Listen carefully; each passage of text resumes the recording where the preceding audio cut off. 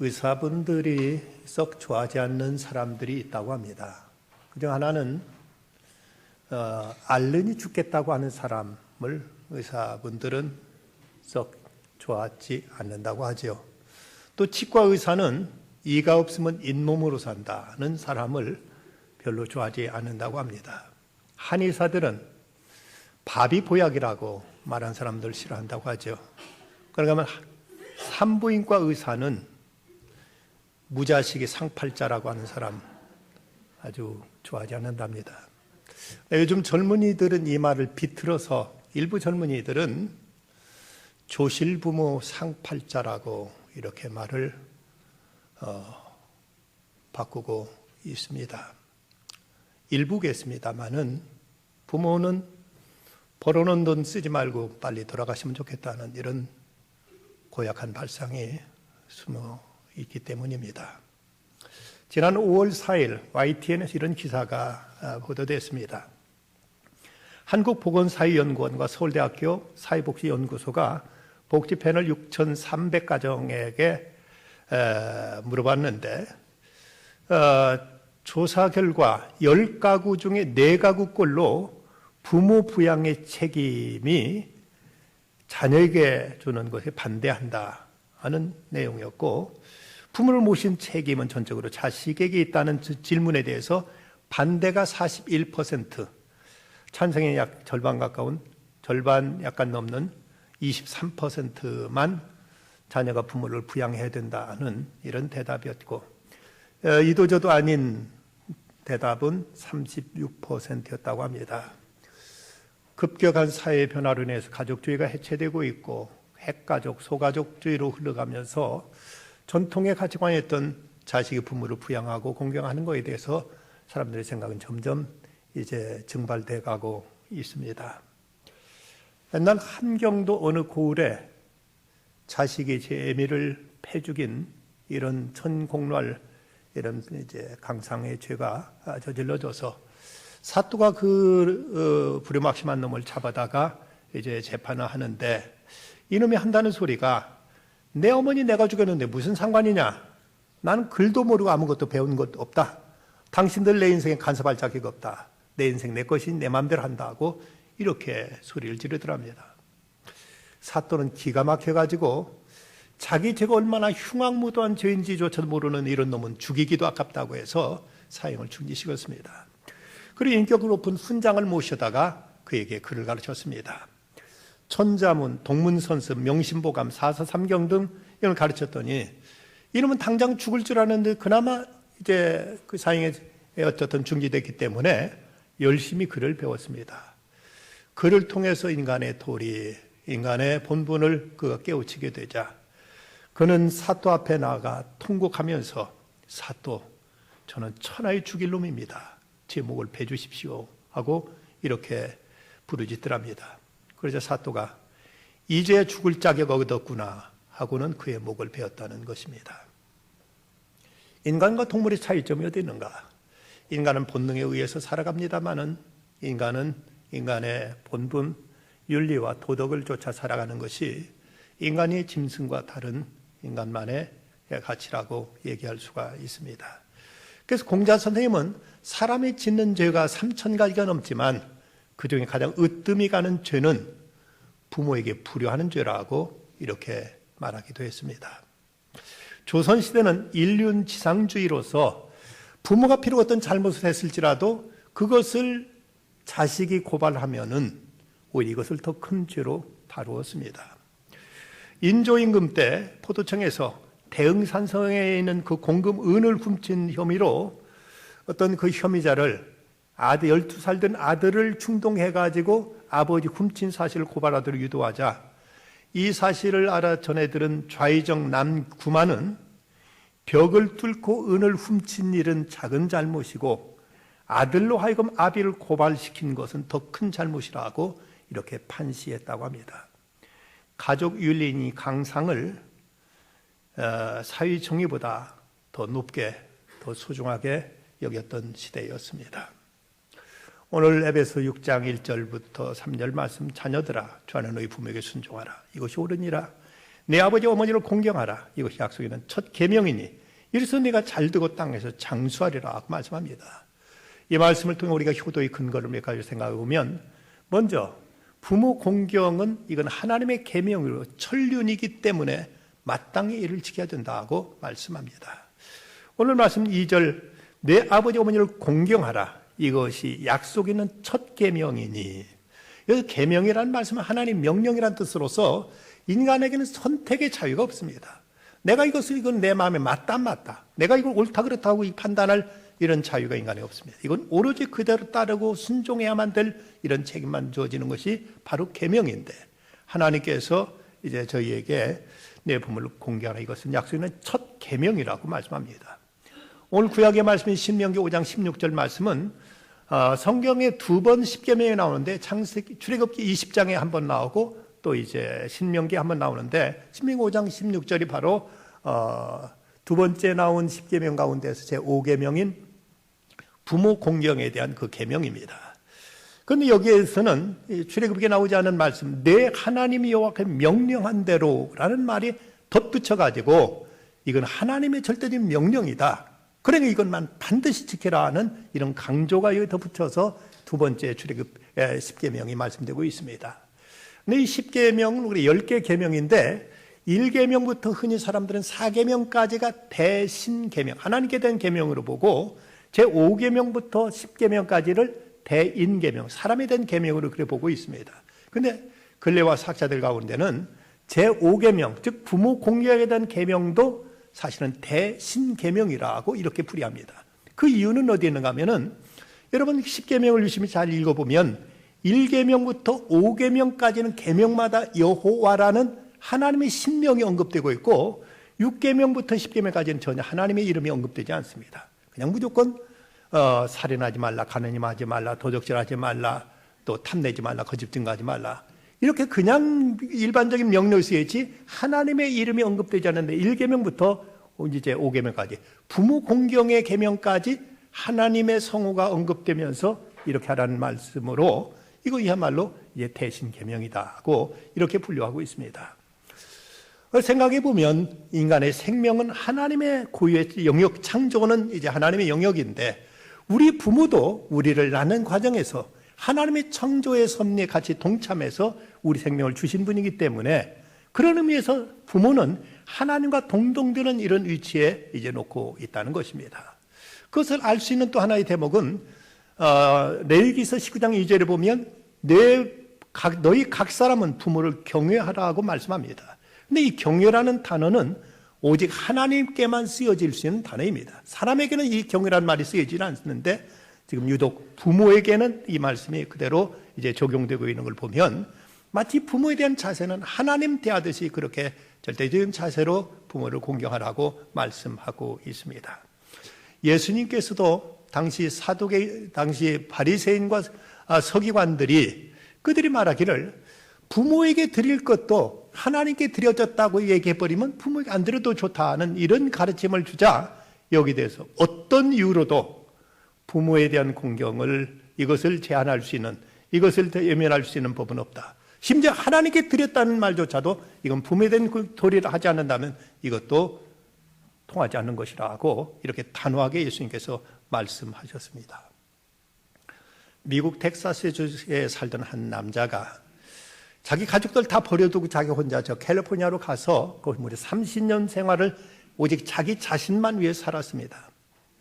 그리고는 30년 거기 살다가 그가 죽으면서 무슨 일로 가족에게, 저 텍사스에 살고 있는 가족들의 편지를 보내가지고, 내가 죽거들랑 내 시신을 고향인 텍사스에 묻어달라는 이런 유언을 남기고 죽었습니다. 이 편지를 받았을 때 텍사스에 살던 그 자식들은 아주 몹시 분개했습니다. 그 사람이 우리한테 해준 게 뭔데?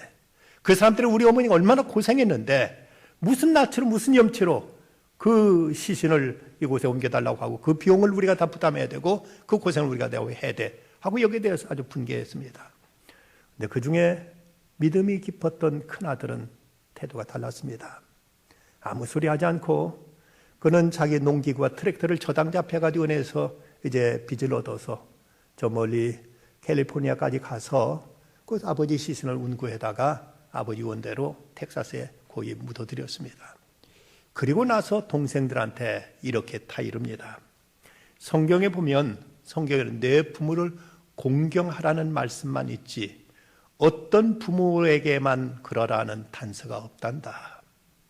그냥 일방적으로 성경은 부모를 공경하라고만 말씀하고 있지 어떤 부모에게만 그렇게 하라는 단서가 없단다 하고 이렇게 동생들을 타일렀다고 합니다. 그렇습니다. 부모가 이렇고 저렇고 이걸 우리가 판단할 어떤 이유가 없습니다. 무조건 하나님은 부모에게는 효제 순종하고 공경하라고 말씀하고 있기에 우리에게는 부모를 공경할 책임만 자식들은 있다는 것입니다. 두 번째, 부모에 대한 순종은 인간은 마땅히 지켜야 될 인륜이기 때문에 이것을 우리가 부모를 공경해야 된다 말씀합니다. 보면 1절, 자녀들아 주 안에서 너희 부모에게 순종하라. 이것이 옳으니라. 이것이 옳다는 말씀은 인간으로서 마땅한 도리라는 것입니다. 이건 당연히 상식적으로 보나 윤리적으로 보나 도덕적으로 보나 어떤 이유도 다른 이의가 있을 수 없는 인간의 당연한 도리가 부모를 공경하고 부모에게 순종하는 거라고 말씀합니다. 그런 의미에서 보면 부모 공경에 불순종하는 일은 십계명의 순서대로 볼지라도 이것은 살인죄보다도 간음하는 죄보다도 도적질하는 죄보다도 더 못된 고약한 죄라고 성경은 이렇게 말씀하고 있습니다.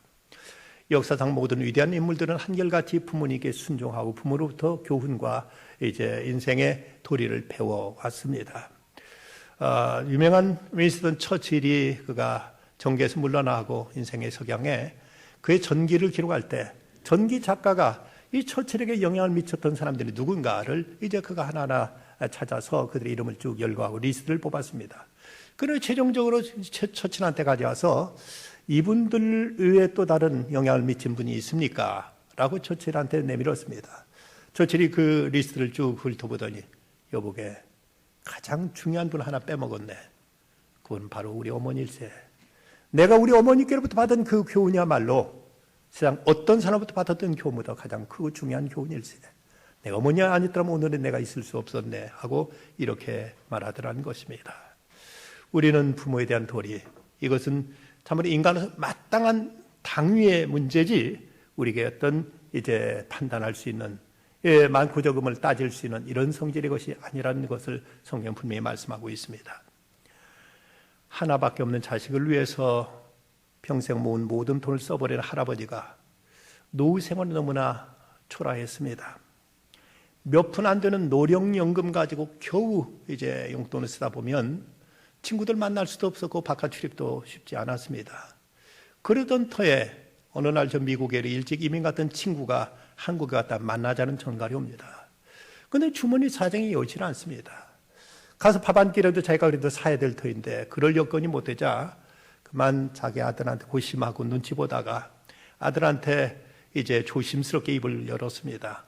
아범아, 혹시 10만 원만 빌릴 수 있겠느냐? 아들은 그 말을 듣더니 한숨을 내쉬면서 아버지, 내년이면 손자가 학교 간다는 거 아시잖아요. 애들한테 쓸 돈도 모자라는 것 아버지 잘 아시잖아요. 하면서는 거절합니다. 그저 아들 때문에, 지 아들 때문에 어쩔 수 없다고 자기 합리화하면서 아버지 부탁을 거절하고 출근했습니다. 그 모습을 지켜본 며느리가 그 안타까운 심령에 그는 아버지한테 10만 원을 주머니에 질러 드렸습니다. 그래서 이 아버지는 모처럼 미국에서 나온 친구를 만나서 점심 한 끼 나누면서 시간을 갖고 돌아올 수 있었습니다. 근데 저녁 때 회사에 출근했던 아들이 회사에서 뭔가 언짢은 일이 있을 가지고 집에 와서 마음이 편찮았는데 막상 집에 와보니까 자기 아들 녀석이 밖에서 흙장난하고 놀았는지 온통 이제 얼굴이 꾀조쥐하고 막 그 더러운 모습으로 집에서 거실을 왔다 갔다 하는 모습을 보고 그만 짜증이 나서 아내한테 그렇게 말했습니다. 여보, 얘가 이렇게 더러운데 얘를 저한테 시키지도 않고 뭐 했어? 하고 자기 아내한테 말했습니다. 그저 아내가 이렇게 대답하더랍니다. 애들 애지중지 키워봤자 어차피 나중에는 제 자식들 돌보느라고 우리 신경도 안 쓸 거예요. 그렇게 배우고 보고 잘하고 있잖아요. 그리고 저도 이제 애들한테만 신경 쓰지 않고 편하게 살 거예요. 라고 아내가 이렇게 말하더랍니다. 네 남편은 아침에 자기가 제 아버지한테 한 짓이 있어서 아무 말도 하지 못하고 입을 다물고 말았다고 합니다. 어느 부모도 자식보다 자신을 더 챙기는 부모는 없습니다. 아무리 배고파도 자식부터 먹이고 자기 먹지, 자식보다 먼저 자기를 챙기는 부모는 없습니다. 아무리 춥고 헐벗어도 자식 먼저 따뜻하게 해주고 나서 제 몸 가리지, 자신을 먼저 자식보다 위하는 부모는 세상 어디에도 없습니다. 이런 부모의 절대적인 사랑으로 우리가 살아왔다면 그 부모에게 공경하고 부모에게 보답하는 것은 적어도 인간으로서는 당연한 도리지, 이것은 뭘 조건을 따지고 이걸 가지고 크고 작고를 우리가 가늠할 수 있는 이런 성질의 것은 아니라는 사실입니다. 세 번째 말씀은 부모 공경은 보상의 축복이 약속되어 있는 계명이라고 말씀합니다. 오늘 말씀 2절과 3절 말씀 다시 보면 내 아버지와 어머니를 공경하라. 이것은 약속이 있는 첫 계명이니 이로써 내가 잘되고 땅에서 장수하리라 하고 말씀합니다. 다른 계명 그냥 명령으로 끝나는데 이 부모 공경에 대한 계명은 그 다음에 축복이 약속되어 있습니다. 그렇게 하면 너희들이 이런 복을 받으리라. 근데 그 복은 두 가지로 말씀하고 있는데 그 첫째는 땅에서 잘 된다. 두 번째는 장수한다는 축복입니다. 여기서 우리가 창세기 49장에 보면 참 놀라운 사실을 발견하게 됩니다. 야곱이 죽기 전에 자기 12아들들에게 하나하나씩 그들에게 축복해주는 이런 말씀이 기록되어 있습니다. 그런데 그 웬일인지 다른 자식들에게 모두 다 축복이 약속되는데 첫째와 둘째, 셋째, 르우벤과 시몬과 그리고 레위에게만은 축복이 아니라 어쩌면 저주 섞인 이런 예언이 선포되고 있습니다. 그중에 먼저 르우벤에 대한 말씀 보면은 창세기 49장 3절과 4절 말씀, 르우벤아 너는 내 장자요 내 능력이요 내 기력의 시작이라. 위풍이 월등하고 권능이 탁월하다마는 물의 끓음 같았은즉 너는 탁월하지 못하리니 내가 아버지 침상에 올라 더럽혔음이로다. 그가 내 침상에 올랐었도다. 무슨 말인가 보면 야곱의 큰아들인 르우벤이 자기의 계모, 자기 소모인 빌하와 통간하는 이런 참으로 해괴한 일이 다 있었습니다. 이것을 알았던 야곱이 아들들 하나하나 축복하는 과정에서 큰아들 르우벤에게 이런 저주 섞인 이런 이제 예언이 주어지게 되는 것입니다. 그 때문인지 성경을 유심히 살펴보면 르우벤 지파에서는 그 흔한 선지자 하나 안 나오고 제사장은 말할 것도 없고 왕이라든지 어떤 유명한 특별한 인물이 한 명도 나오지 않고 있습니다. 르우벤의 죄로 인해서 찾아 손손이 제대로 구실할 만한 인물이 하나도 태어나지 않은 것을 볼 수가 있습니다. 그런데 유다에게 내린 축복은 그야말로 파격적입니다. 창세기 49장 10절 말씀, 규가 유다를 떠나지 아니하며 통치자의 지팡이가 그 발 사이에 떠나지 아니하기를 실로가 오시기까지 이르리니 그에게 모든 백성이 복종하리로다. 넷째 아들인 유다에게는 그 통치자의 그 홀이 떠나지 않을 것이다. 먼 지파를 네가 다스릴 것이라고 이렇게 이제 축복하고 있습니다. 그래서 유다 지파가 이제 다윗 왕조를 이루게 되고 메시아도 유다 지파에서 태어나시게 됩니다. 어떻게 유다가 이런 축복을 받을 수 있었을까? 그것은 야곱의 아들 가운데 요셉이 형들한테 시기를 받아가지고 애굽으로 팔려가게 되죠. 그런데 그 팔레스틴 땅에 가뭄이 들어서 흉년이 드니까 양식을 살 데 없었는데, 근데 저 애굽 땅에 양식이 식량이 있다는 소리를 듣고 아들들을 곳에 보내서 식량을 사오라 시킵니다. 처음에는 요셉이 자신을 감추고 이제 형들한테 엄하게 하죠. 그럼 너희들 집안이 어떠냐 물어보니까 형제가 12명 있었는데 그 중에 동생 하나는 그만 이제 죽고 말았습니다. 그리고 막내 동생 베냐민은 아버지가 너무 아끼기 때문에 함께 오질 못했습니다 라고 말합니다. 그런데 요셉이 어떤 생각했던지 형들을 테스트하기 위해서 너희들이 다음번 올 때는 베냐민을 데리고 오지 않으면 결코 내 얼굴을 보지 못하리라 하고 이렇게 그 으름장을 놓습니다. 그래서 양식을 사가지고 갔는데 그 양식이 다 떨어지게 되죠. 더 이상 어디서 양식을 구할 수 없게 돼요. 어쩔 수 없이 애굽에 내려가야 되는데 아버지는 안 된다고 하지만 베냐민은 안 들어가면 도저히 양식을 살 수가 없습니다. 야곱도 어쩔 수 없이 베냐민을 내려보냅니다. 그런데 이제 요셉이 그 형제들을 다, 물론 그때만 해도 요셉이 자기들 동생인 줄 몰랐죠. 그들을 잘 대접한 다음에 그들을 이제 보내면서 자기 동생인 막내인 베냐민의 곡식 자루에다가 자기가 쓰는 은잔을 거기다 숨겨 넣습니다. 그리고 떠났다가 이제 군대를 보내가지고 너희들이 이제 내 은잔을 훔쳤지 하고 이제 그들의 호통치니까 그런 일 없다고 합니다. 하나하나 다 수색하니까 바로 그 은잔이 베냐민의 그 자루에서 나오게 됩니다. 너희들은 다 가도 좋다. 베냐민 이놈은 이제 붙들은 여곳에서 옥살이해야 된다 하고 그를 이제 볼모로 잡습니다. 이때 유다가 나서서 이 아이가 못 가면 아버지는 그대로 슬픈 눈물 속에 땅에 들어가시게 됩니다. 제발 이 아이를 보내주십시오. 대신 저를 볼모로 잡아 제가 옥살이 하겠습니다. 저를 여기 잡아두시고 이 아이만은 제발 좀 보내주십시오 하고 자기 아버지가 슬픔 가운데서 그 자식이 잃고 이제 눈물 흘릴 걸 생각하고 자기를 볼모로 잡아달라고 이렇게 애걸 합니다. 이 이야기가 이제 그러자 이제 요셉이 그때 눈물이 북받쳐가지고 자기 신분을 드러내고 형들이여 염려하지 마소서 내가 형님과 부모님 아버님을 잘 모시겠습니다 하고 그때 자기 신분을 드러내게 됩니다. 이 사실을 알았던 야곱이 나중에 죽기 전에 자식들을 하나하나 축복하면서 이 유다에게만은 그야말로 파격적인 이런 축복을 예언하는 말씀을 우리가 성경에 찾아보게 됩니다. 성경을 근거로 해서 복받는 비결 20가지를 소개하고 있는 복받는 자리에 있으라는 두란노선에서 나온 책, 신소 목사님 쓴 책이 있는데 거기 보면 자기 아버지가 87살 때까지 건강하셨는데 그때 82살 되신 어머니가 먼저 돌아가시자 이때부터 아버지가 시름시름 앓면서 병원에 누워 계신데 그 모습이 그렇게 안타까울 수 없고 저로 그 힘이 없어진 그 아버지를 볼 때 그렇게 이제 참으로 안쓰러울 수가 없었습니다. 왜 사람은 이렇게 늙으면 약해져야 되는가? 왜 이렇게 병들어야 되는가? 왜 이렇게 심지어 치매까지 걸려야 되는가? 이 문제가 깊이 고심하며 기도하다가 한 가지 중요한 사실을 깨닫게 됩니다. 이런 깊은 하나님의 섭리가 있구나.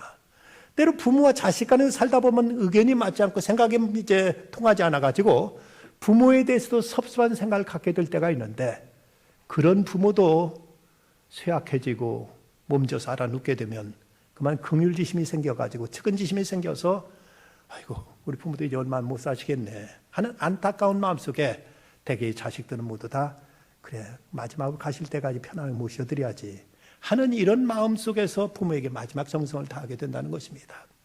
하나님은 우리를 축복해 주시기 위해서 일부러 부모님을 약하게 만드시고 약한 부모들을 보면서 자식으로 하여금 정성을 다하게 하고 효도를 다하게 함으로써 하나님께 우리를 축복해 주시기 위한 방편으로 부모를 쓰고 계신다. 부모를 약하게 하신다 하고 신소 목사는 이렇게 말하고 있습니다.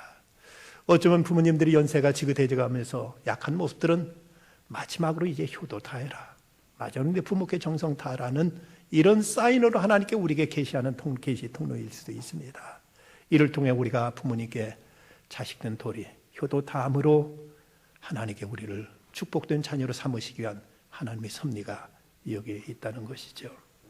이제 또 하나의 축복은 장수의 축복입니다. 내 하나님 여호와가 내게 준 땅에 내 생명이 길리라고 말씀하고 있습니다. 장수하는 가정들 보면 대체로 다 효도하는 가정들입니다. 미국에서는 100세 이상 장수한 사람들을 수천 가정을 다 조사해 봤더니 저들이 한결같이 저들에게 공통점은 부모와의 관계가 다 좋은 사람들이더랍니다. 100세 이상 살았던 사람들이 이전에 자기 부모와 관계가 다 좋았던 사람들이 이렇게 장수하더라는 이런 통계가 발표된 적이 있었습니다. 창세기 49장 말씀 또 다시 보면 야곱이 12자녀에 대한 축복을 하는데 그런데 둘째와 셋째 그러니까 시므온과 레위에 대한 예언은 또 이것도 축복이라기보다는 어쩌면 저주가 아닐까 싶은 이런 내용이 여기서 예언되고 있습니다.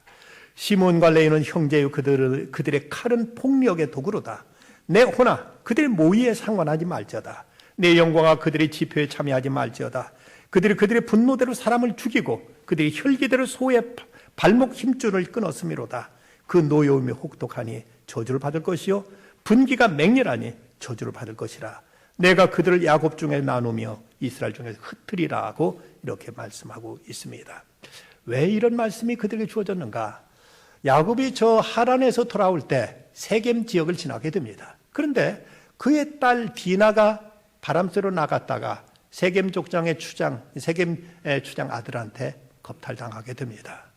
그러자 아버지가 만류하는데도 불구하고 그때 시몬과 레위가 저들과 결혼 동맹을 맺겠다 하고 이렇게 속여놓고 그들로 하여금 할례를 받고 꼼짝 못하고 있을 때 한밤중에 저들을 쳐들어가서 저들을 몽땅 다 목을 자르고 다 불태우고 모두를 다 죽여버립니다.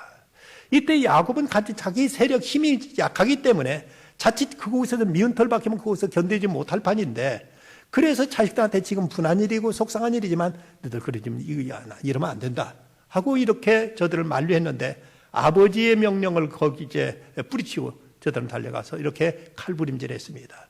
이것 때문에 아버지가 크게 걱정하고 큰 근심을 더 안게 된 것 때문에 이 두 아들한테는 이런 축복보다는 오히려 저주 섞인 이런 예언이 나타나게 되었던 것입니다. 그래서인지 민수기 1장에 보면 이스라엘 백성들이 이제 애굽에서 나와서 광야를 지나던 때 처음 인구 조사를 하게 됩니다. 그때 시몬 지파가 몇 명이었는가 하면 59,300명이었습니다. 그리고 나서 광야 40년을 보내고 이제 광야에서 마칠 무렵에 또다시 두 번째 인구 조사를 하게 됩니다. 이스라엘 백성 전체의 숫자는 60만 남짓으로서 그 숫자는 거의 비슷한 숫자였습니다. 근데 시몬 지파가 59,300이었던 그 숫자가 나중에 그 광야에서 끝날 때 몇 명으로 줄어드는가 하면 22,200명으로 절반도 안 되는 숫자로 대폭 줄어들어 버립니다. 많은 숫자가 광야에 그대로 쓰러져 죽었고 거기서 자식도 제대로 많이 태어나지 않음으로 인해서 시몬 지파는 인구가 절반도 안 되는 숫자로 이렇게 줄어들게 되고 만 것이죠. 레위 지파는 제사장 지파라는 이유긴 하지만 아무런 기업조차도 부모로부터 물려받지 못하게 되고 말았습니다. 여러분, 자식들이 말을 듣지 않거든 곰곰이 생각해 보십시오. 내가 내 부모에게는 어떻게 했는가?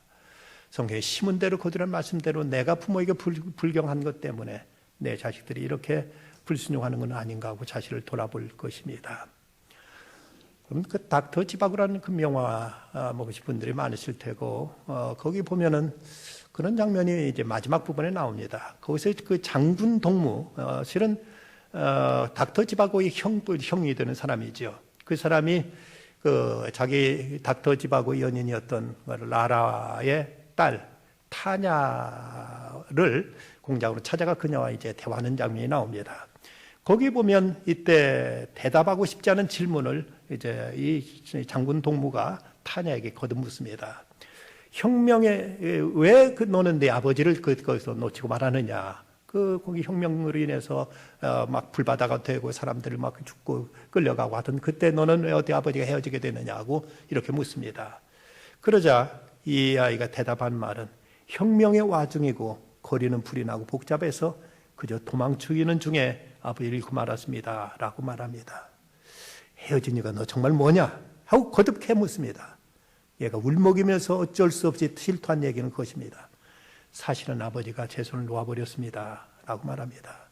이때 타냐의 아버지로 알려졌던 이 코마로프는 원래 라라와 닥터 지바고의 연인 사이였는데, 그래서 사실은 이 타냐가 그들 사이에 태어났는데 이 아이는 그걸 몰랐고 이제 코마로프가 라라를 차지하기 위해서 그 시골 숨어 있는 곳에 와가지고 하는 말이 당신 내게 오지 않으면은 저 닥터 지바고는 죽게 될 것이다. 넌 끌려가게 될 것이라고 협박하니까 닥터 지바고를 살리기 위해서 라라가 어쩔 수 없이 코마로프에게 따라서 모스크바로 가게 되지요. 근데 그 혁명의 와중에 이제 막 불길이 지은 도시를 막 집어삼키던 그때, 이때 코마로프와 라라가 달아나다가 코마로프가 이 아이의 손을 놔버린 것입니다. 그 사실을 장군 동무는 이렇게 말합니다. 내가 사실을 가르쳐 주마. 코마로프는 내 친아버지가 아니었어. 내 아버지는 닥터 지바고야. 만약 코마로프가 내 친아버지였다면 아무리 거리에 불이 나고 혁명의 와중이라도 절대 내 손을 놓지 않았을 거야. 그렇습니다. 어떤 부모도 이런 불길 속에서 어떤 이제 죽을 지기 사지에서도 제 자식을 손을 놓을 수는 없는 법입니다. 근데 코마로프는 제 친딸이 아니었기 때문에 그 혁명의 와중에서 손을 놓아버린 것이라고 이렇게 장군 동무는 이야기하고 있습니다. 어머니나 아버지로부터 받는 자녀의 자격은 이제 영향은 절대적이라서 영국 속담에 보면 악마가 인간으로부터 박탈한 마지막 자국은 어머니 자국이라고 말하고 있습니다. 자식은 부모로부터 어떤 형태로든 영향을 받기 마련입니다. 낮은 울타리라는 기독교 잡지가 있습니다. 거기에 박영애라는 분이 간증 겸 이제 자기가 쓴 글이 거기에 소개되고 있습니다. 이분이 고3이었을 때 일찍 아버지를 여의고 시장에서 생선 좌판을 하는 어머니가 어느 날 이제 자기를 불러서, 맏딸이었던 자기를 불러서 이렇게 부탁하더랍니다. 내가 좀 취업반을 옮겼으면 좋겠다. 엄마가 내 동생들 셋을 고등학교까지 가르치게도 힘이 겨워서 이것도 힘들어. 도저히 널 대학까지 보낼 힘이 안 되는구나 하면서 이 딸한테 사정을 합니다. 이 딸은 엄마의 부탁을 듣고는 그러겠다고 대답은 했지만 대학 입학에 대한 그 자기의 욕심을 도저히 꺾을 수 없어서 엄마 몰래 계속 진학반에 가서 공부를 했습니다. 그리고 나서 그 당시 있던 대학 입학 예비고사를 치르던 날 그는 엄마 몰래 대학 입학 시험장에 갔습니다. 그때 다른 학생들은 다 부모와 함께 자가용 타고 오고 그리고 택시 타고 오고 다 시험장에 오는데, 그리고 그 시험장에 도착한 어머니들은 학교 정문을 바라보면서 모두 다 기도하고 있는데 자기는 엄마 몰래 홀로 시험 치러 온 것이 그렇게 서러울 수가 없었습니다. 그는 이제 오전 시험을 다 마치고 점심시간이 되자, 그건 도시락조차도 챙겨오지 못하기 때문에 혼자, 다른 아이들은 모두 다 부모가 써준 집에 싸준 도시락 들고 도시락 점심 먹고 있는데 자기 혼자 운동장에 나와서 저 파란 하늘을 쳐다보니까 자기 처지가 참으로 처량하기 짝이 없었고 일찍 돌아가던 아버지 생각에 눈에 절로 눈물이 나왔습니다. 그런데 그때 학교 그 스피커 방송을 통해서 자기 이름을 부르면서 빨리 교무실로 오라는 이런 방송이 들려왔습니다. 웬일인지 불안한 생각에 그는 급히 학교 교무실로 달려갔더니 한 선생님이 보자기 하나를 내밀면서 너 어머니가 너한테 주라고 가져온 도시락이다 하고 이렇게 도시락을 들려주는 것이었습니다. 생선 비린내 나는 보자기를 풀러서 도시락을, 김밥을 먹었는데, 그런데 김밥을 다 먹고 나서 이걸 이제 보자기에 싸려고 보니까 그 보자기 속에 어머니가 써놓은 쪽지가 하나 써 있었습니다. 시험 잘 봐라. 우리 딸 장하다 하는 엄마의 글이었습니다. 이때 그 순간을 이 박영애 씨는 이렇게 기록하고 있습니다. 저는 그날 제 인생에서 가장 잘한 일을 했습니다. 오후 시험에 들어가지 않은 것입니다. 그리고 집으로 돌아오는데 어머니의 거친 손등이 떠올랐습니다. 어머니는 김밥 싸시면서 얼마나 우셨을까 하는 생각에 서로 눈물만 났습니다. 그렇게 대학 입학의 꿈을 접었지만 저는 한 번도 그때 일을 후회하지 않습니다. 그때 제가 저 혼자만의 인생이 아니라 다른 사람을 위해 사는 인생을 택한 첫 번째 선택이었습니다. 저는 그 일로 절대로 후회하지 않습니다. 라고 이렇게 말하더랍니다. 대학 입학은 대단히 중요한 일입니다. 하지만 우리가 사는 인생에는 이보다 더 중요한 일도 있습니다. 우리는 무엇이 우리 인생에서 가장 소중한 것인가를 결코 잊지 말 것이고 놓치지 말 일입니다. 강철왕 카네기는 그는 세계적인 대재벌이었지만 그런 인격적으로 매우 훌륭한 분이었다고 합니다. 그의 가정이 스코틀랜드에서 미국으로 이민 왔을 때 그 아버지는 그 어려운 생활에 책상도 장사를 했고 어머니는 하루에 16시간 나가서 노동을 했고 자기도 어린 나이부터 공장에 가서 일을 하고 저녁이 되면 또 청소를 하면서 하루 종일 그런 일을 해야 겨우 먹고 살 수 있었습니다. 그런데 그때 입은 그 네이도 한 벌밖에 없었기 때문에 저녁에 일하고 들어오면 늦게까지 어머니가 기다리시다가 어머니가 그 옷을 벗겨가지고 빨래해서 난로까지 말려주면 그 옷 네일을 입고 그 다음날 또 일하러 가고 났는데 그 모습을 보면서 어머니 고생하는 생각에 이때 카네기가 그런 결심을 합니다. 내가 어머니를 편하게 모시기 전까지는 절대 결코 나는 결혼하지 않겠다. 그리고 그는 자기 그때 결심을 40년 동안 지킨 끝에 52세 되어서야 그런 결혼하게 되었고 그리고 60세 때 첫 아들을 낳게 되었습니다. 우리가 사람이 복된 삶을 살아간다는 것, 이것은 인간의 의지로 되는 것만은 아닙니다. 하늘이 도와주셔야 되고 하늘이 각 채워주야만 우리는 복된 자로 살아갈 수가 있는 것입니다. 에브라임 링컨은 나의 나된 것, 내가 소망했던 모든 것들은 모두 다 천사 같은 내 어머니 영향을 받았기 때문이라고 말했습니다. 복된 삶은 위로부터 주어지는 것이지 인간의 수고와 노력만 드는 것은 아닙니다. 그런데 하나님은 우리가 어떻게 살아야 우리는 이 땅에 복된 자가 될 것인가를 분명히 가르쳐 주십니다. 우리로 하여금 이제 부모를 공경하는 것, 이것이 약속에는 첫 계명이라고 하십니다. 내 아버지 어머니를 공경하라. 이거 약속에는 첫 계명이니 이로써 내가 잘되고 땅에서 장수하리라. 기도하십시다.